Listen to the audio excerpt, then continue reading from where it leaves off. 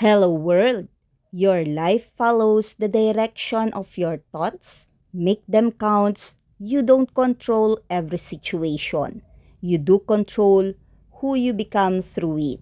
Your thoughts shape your direction, but your character shape your destiny. You may not control every situation life throws at you, but you always control who you become through it. The energy you put into the world has a way of finding its way back. Keep doing good even when nobody notices. Stay kind, stay honest, and stay true to yourself. Not because of what you will get in return, but because that's who you choose to be. At the same time, be mindful of what you feed your mind. Negativity grows when it's constantly watered. If you spend your days focused on problems, don't be surprised when they become all you see. Choose thoughts that move you forward. Choose action that reflect the person you want to become. Your life follows the direction of your thoughts, your habits, and the energy you bring into each day. Your life is shaped by the things you focus on, the energy you carry, and the choices you make every day. While you can't control everything that happens to you, you can control how you respond. The thoughts you entertain become the direction you follow. If you constantly focus on fear, doubt, and negativity, life starts to feel heavier. But when you choose gratitude, growth, and positivity, you begin to see opportunities where others only see obstacles. Remember, your circumstances don't define you, your response does. Every challenge is a chance to build character. Every setback is an opportunity to grow stronger.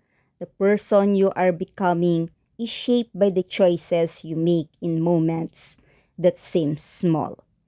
By power of positivity. On Ama post, having a caption with, "Have you reached a place where you truly understand what self-love is? Do you understand its limitless power? That everything outside of you will never hold its true value until you find your center, until you realize what a miracle you are, first and foremost to yourself, how unique you are, how extraordinary, woven from so many beautiful emotions, so many beautiful qualities, so many gifts that are yours and yours alone. I know this journey comes with many twists and turns. Sometimes you think you have reached the top, and then with the very next step, you fall. You get bruised so deeply that at times you feel like you don't have the strength to get back up. But then you remember the purpose, you remember that you are on a journey, and you realize that the most beautiful part of it all is the experience itself because it shows you how much power you carry within. Even when it's hard to see it at first, sometimes you doubt, you cry, you scream, you grieve, you get angry, right? And it passes and peace returns no matter where you are on your journey right now. Please remember one thing, always be kind to yourself. You know what's beautiful, the way you unapologetically show your true self no matter the circumstances. Love, Ama. Oh yeah, when in Capri, feel like a fish.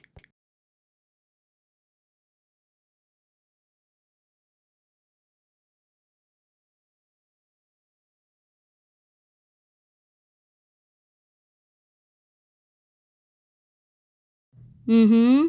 Yeah. Just enjoy the sun and the salty breeze.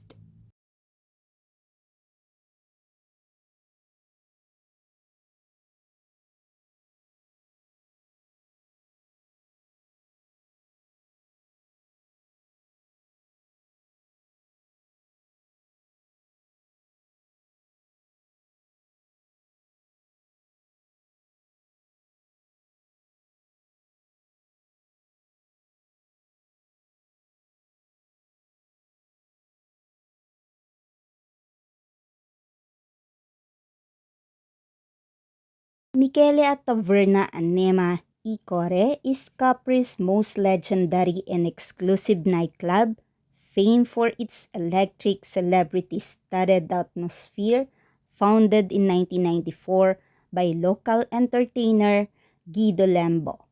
The late-night venue is known for blending traditional Neapolitan sing-along with international hits, often featuring guests dancing on tables and tambourines in hand. Unlike typical high-end clubs, the energy is unpretentious and highly interactive. You will frequently find Hollywood stars, royalty, and locals all singing together. Following in his father's footsteps, Gianluigi Lembo leads the resident band. The setlist jump between classic Italian tavern songs and modern pop. It draws a very diverse crowd ranging from older, loyal local regular to high-profile VIPs. The heart of Capri, on a street packed with tourists and islanders, there's a somewhat unremarkable entrance that might easily be missed by those passing by. It's hard to believe that beyond this unassuming exterior lies the island best known and most loved nightclub, a favorite hangout of pop stars, politicians, high-flying managers, television hosts, philosophers, top models, and even royals. For a few years now, the official voice of Anema Icore has been Gianluigi Lembo, son of the unforgettable Guido, the club's founder and undisputed emperor of the Capri nights scene until his untimely death in 2022. Following the footsteps of his father Gianluigi Lembo and his band enchant the island from midnight until the break of day, with the sound of Neapolitan music transforming uptight politicians and persuading even the most inhibited visitors to let loose and dance. There is no dress code or bouncer at the door, so anyone who wants to spend an evening in the company of Gianluigi and his band can have the time of their life. For over 20 years. Locals, tourists, and international stars have been mixing it up on the same dance floor. The music is spontaneous and fun, and that's the key to success of this traditional taverna that has become a local trademark over the years. It's nice to see you, Michele, that you enjoy the night. On the social news, Fai Informazione News, it headlined that the nation's award in Taormina are turning 26, and the lineup of guests will range in an extraordinary way, from cinema to the world of archaeology and architecture, shining the spotlight on talents and excellence from June 25 to June 28 in Taormina. The gala at the Asian Theater on June 27. Sergio Castellito, Alessandra Mastronardi, Michele Morone, and the actress of Turkish origin Ozge Ospirinesi, known for her role as Bahar in the successful series The Strength of a Woman, are among the artists who will receive the prestigious recognition. The king of Egyptian archaeologists, Sahi Hawass, world-famous Egyptologist and Minister of Antiquities in Egypt, appreciated for his important discoveries on Tutankhamun and numerous documentaries. The architect Mario Cusiniela, one of the most illustrious contemporary signatures, a point of reference for archaeological architecture, and founder of the MCS studio in Paris, has led the transition toward highly energy efficient and low environment impact buildings. It's so nice to hear of it, Michele, that you are a part of the event.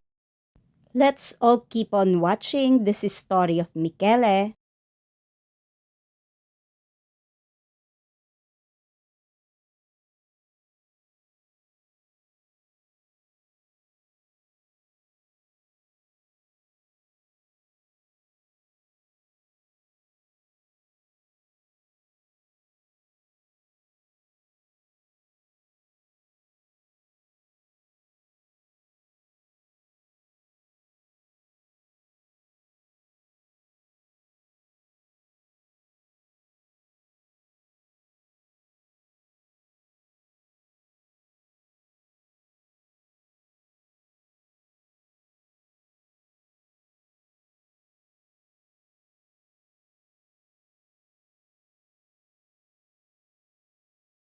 Oh wow, where is this place? Can you all guess it? Where did Ruba and the kids go this time?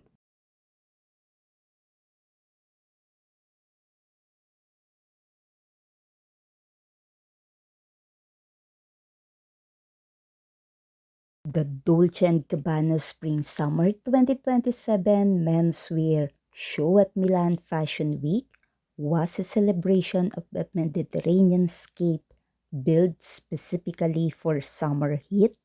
The collection showcase on June 20, 2026 highlighted tailored summer dressing, lightweight materials, and signature Dolce& Gabbana craftsmanship. The runway features short shorts, loose knit tops, and oversized travel bag made of sode, leather, and raffia. Suit jacket feature unique upright lapels and unbuttoned back panels designed specifically for added ventilation in scorching weather. The collection heavily utilized woven leather jacket and footwear elevated with Dolce& and Gabbana classic embellishment like rhinestones on demines and coral beadings. Religious-inspired elements made appearances on the runway, including icon-style t-shirts and rosary like cross necklaces.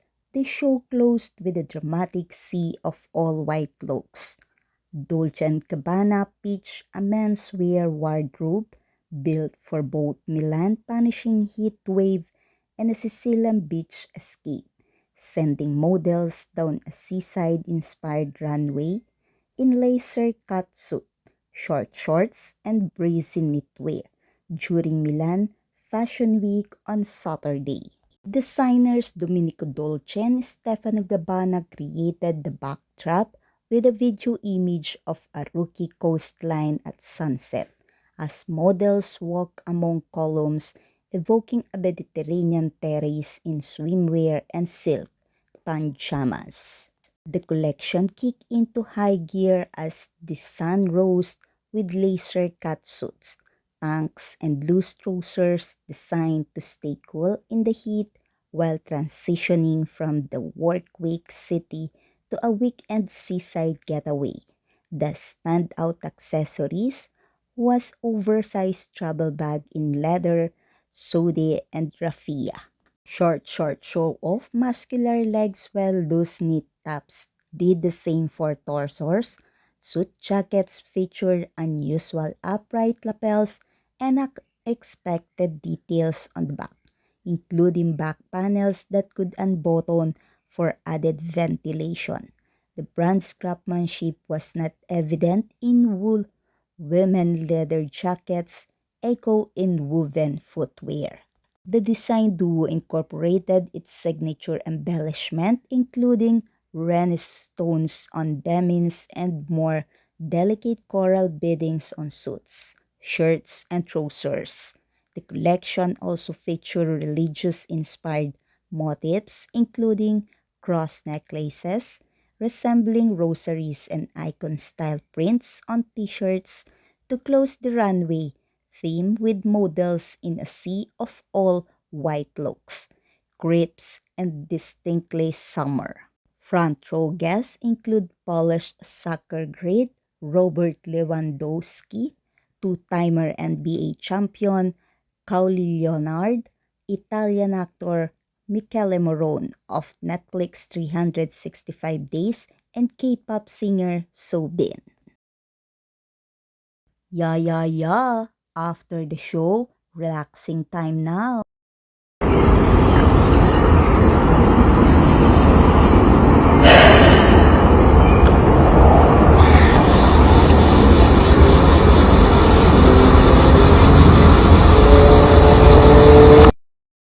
Credit to the owner of the photos and videos.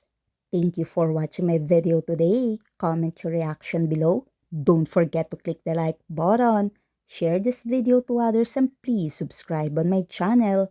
Day 172 of the 365 days of 2026. A message to all. A healthy relationship is about two people choosing to build each other up in love and being supportive of each other. Most would agree with that, but still not understand what that really means. We get so stuck seeing life from our perspective that we think that everyone should think and feel the same way that we do, that the way that we experience love should be the same for everyone else.